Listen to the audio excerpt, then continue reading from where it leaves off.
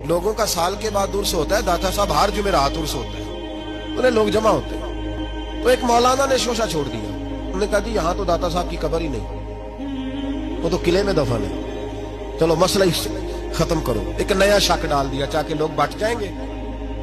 ان میں اختلاف ہو جائے گا تو لوگ کہیں گے نہیں وہ تو ادھر ہے، کچھ ادھر جائیں گے کچھ ادھر آئیں گے، چلو کوئی نہ کوئی تو فائدہ ہوگا۔ اس نے شور کر دیا جی مجھے کشف ہوا ہے، ویسے ماننا نہیں کسی ولی کی کرامت کا، اور خود کشف ہو گیا جناب، اپنی باری آئی تو سب ٹھیک ہے، مجھے کشف ہوا جی داتا صاحب قلعے میں ہے۔ محدث اعظم پاکستان مولانا سردار احمد صاحب رحمۃ اللہ، آپ فیصل آباد سے تشریف لائے، یہ غالباً کوئی 50 اور 60 کے بیچ کی بات، تشریف لائے، مفتی اعظم پاکستان سید ابو البرکات شاہ صاحب کو ساتھ لیا، خلیفہ اعلیٰ حضرت کو،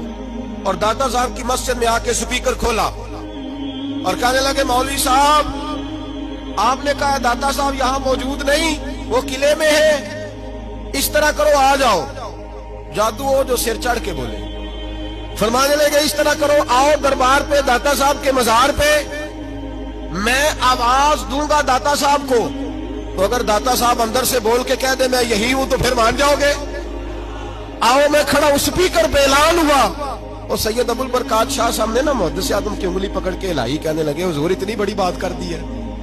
اتنی بڑی بات آپ نے کر دی، اتنی بڑی بات اگر وہ آ گیا تو فرمانے لگے میں بلا ہی تو رہا ہوں، آئے تو صحیح۔ اور پھر حضرت کی آنکھوں میں آنسو آ گئے، فرمانے لگے اپنی مرضی سے نہیں کر رہا،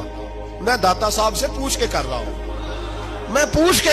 میں نے ان سے کہا حضور اعلان کر دوں، تو انہوں نے کہا سردار احمد کر دے، تو آواز دے دینا، میں قبر کے اندر سے بول کے کہوں گا میں یہی لیٹا ہوا ہوں، تو دے دے آواز میں بولوں گا۔